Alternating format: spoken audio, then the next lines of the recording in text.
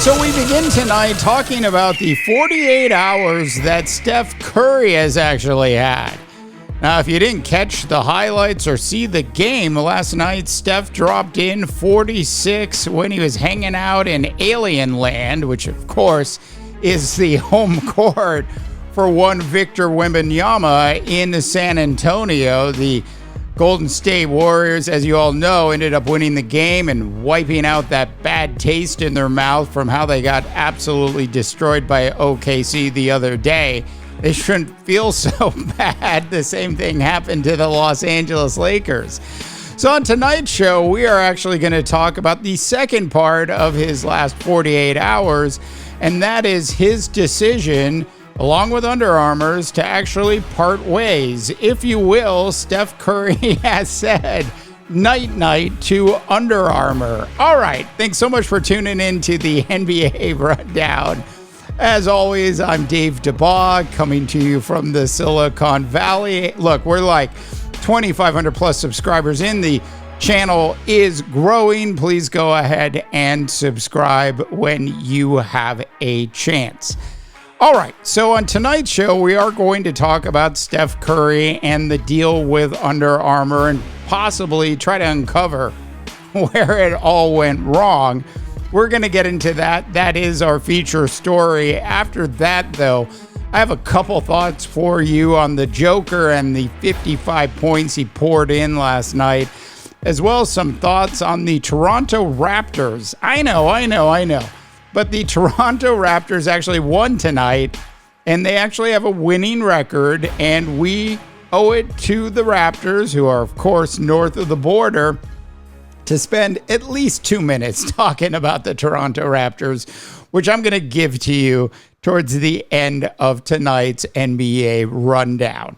All right, so we begin now with our feature story, and I always thought it was a little strange when Steph Curry actually left Nike to actually go with Under Armour. Now, I should point out, back when I was actually coaching one of my kids' CYO basketball teams, and this was, of course, after Steph had won a championship, all of the kids on that basketball team, they all wanted Steph Curry's Under Armour basketball shoes. And one of the things that's interesting about that is, of course, 9 out of 10 of those kids, probably an even higher percentage than that, is never going to dunk like Michael Jordan and or simply just dunk unless they use a trampoline. So, of course, the kids, the youth, if you will, absolutely love Steph Curry's brand for what it actually represented, which was the ability to actually shoot long jump shots from the three-point arc. And that was the drive. Now, I've been up in the Bay for all of Steph's career, and I can confidently tell you every time I have a chance to watch Steph Curry, regardless of whether or not he has a horrible first half, I keep watching because I know, like last night, Steph Curry still has a significant amount left in the tank. Now, in terms of where did this all go wrong with Under Armour? Now, without getting into all of the dollars and cents, Under Armour has been under a lot of pressure financially over the last 5 years. The brand as a whole hasn't actually been doing terribly well. Now, back in 2023, Steph was actually at the time, this is 2022 and 2023, was at the time considering actually parting ways with Under Armour. Then they ended up creating the Curry brand and made Steph the president and CEO of his own brand, sort of the way Michael Jordan pulled off a deal with Nike. I think the big difference in the sneaker wars is Nike is significantly more established than, of course, Under Armour is, and is at a different stage in its history. We know that Nike, from a basketball perspective, clearly is a dominant force. Now, we saw Anthony Edwards' neon basketball shoes last Friday night. They're called the Glow. And Anthony Edwards, and those shoes were certainly very cool. I think they actually glow in the dark, and those are put out by Adidas.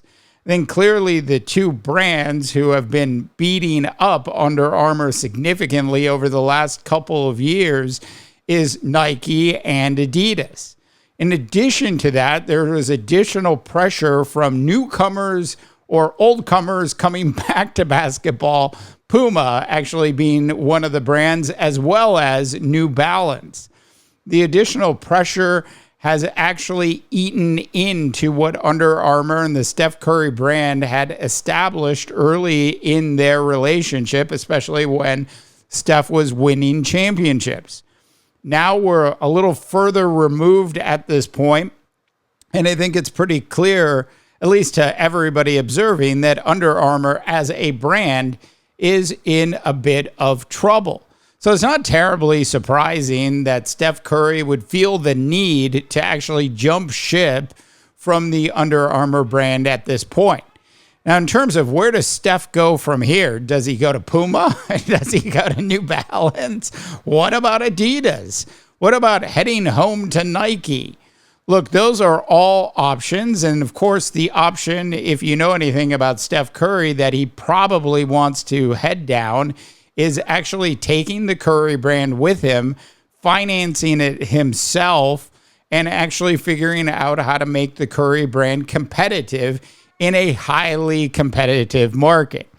Now, I would tell Steph, hey, just take a small piece of what you have and go try to do that. And if that doesn't work, just simply call up Michael Jordan, set up a meeting up in Oregon, and go cut a deal with Nike. Because I'm sure the Nike folks would absolutely love to have Steph Curry as a representative and would be happy to actually launch a brand new Curry brand for him. All right, love to know your thoughts and opinions on that. Big couple days for Steph Curry, certainly. All right, a couple other quick notes for you from around the National Basketball Association. Now, we saw what the Joker did last night. 55 points, 6 assists. He decided to be a ball hog. And yeah, how many players in the NBA, seriously, would be happy with 6 assists in a game? And for the Joker, that's bad. It's unbelievable. And he had 12 rebounds in the game as well. As we know, the Joker's having, of course, a hell of a season from a statistical standpoint. He's averaging just under 29 points right now, 13 boards, and almost 11 assists. Look, the Joker was absolutely phenomenal last night in Los Angeles. And if you have any questions about him possibly being this year's most valuable player, I suggest you go watch the video from last night. And finally tonight, I promised you I would spend a minute or two. I said 2, so we'll see if we go a full 2 minutes on this, about the Toronto Raptors, a organization that after tonight's win in Cleveland against the Cleveland Cavaliers, 126-113 was the final, now find themselves with a record of 7-5.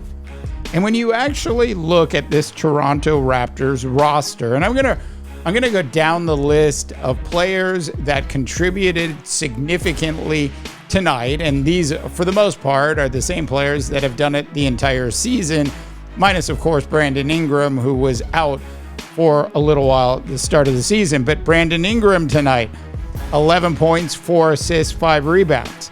Scotty Barnes, as we know, 28 points, 8 assists, 10 rebounds.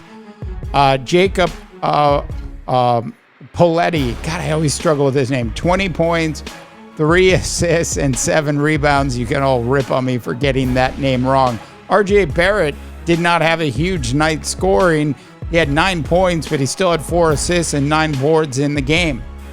And finally, Emmanuel Quickly, 25 points, 6 assists, and 1 rebound. Now, certainly, if you follow the Raptors every night, you know there's other players worth talking about on this team. And I watch a lot of basketball, so I know who a lot of those other players are. But when I actually look at tonight's list of players that truly contributed, it's not terribly surprising to me that right now, as it stands, that this basketball team is actually doing as well as it's doing. I mean, when you think about it from an NBA standings perspective, they are certainly doing better than a lot of people thought they would be doing at this stage of the season. The Raptors currently, with the win, and there's still some games going on right now, find themselves in the 6th spot in the Eastern Conference. I think when we look at this team as a whole, I think we have to give the Raptors some respect from an organizational standpoint that they've been able to at least put together a team that is proving that it should actually finish the season at least above 500. And especially in a weaker Eastern Conference than the Western Conference, could be an interesting team when the playoffs actually start. You know, you hear a lot about teams rebuilding and they tear things down, and certainly the Raptors did that, but they also made some wise moves in that teardown.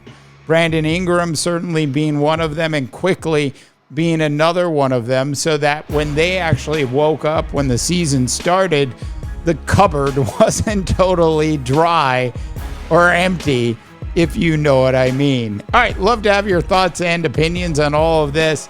Thanks so much once again for tuning in to the NBA Rundown.